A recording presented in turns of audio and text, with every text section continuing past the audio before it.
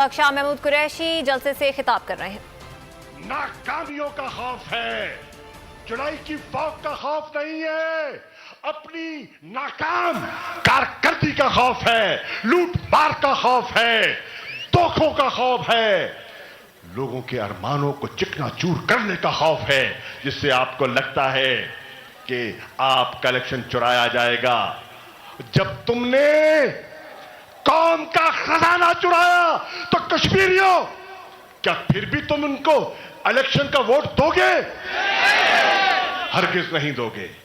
अब दूसरी कहानी, दूसरे साहब आते हैं और वो कहते हैं कि मैं और मेरा बाबा जिसने कभी कश्मीर का नाम नहीं लिया, हां मैं ये बरमला कहूंगा कि एक जमाने में पीपल्स पार्टी हुआ करती थी जो कश्मीर की बात किया करती थी, लेकिन आज न वो पीपल्स पार्टी है, न वो नजरिया है, न वो जुनून है, न वो लगन है, न वो मंशूर है, न वो क़यादत है।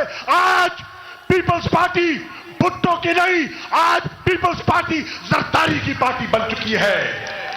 वो नजरिया दफन हो चुका, वो सोच दफन हो चुकी।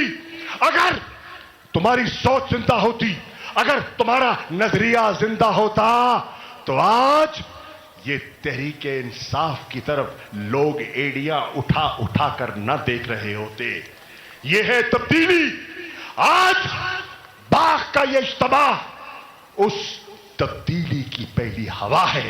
ये वो झोंका है जो लपेट के ले जाएगा उन दोनों जमातों को जिन्होंने अरसा दराज कश्मीरियों के साथ हुकूमत तो की, वफा नहीं की।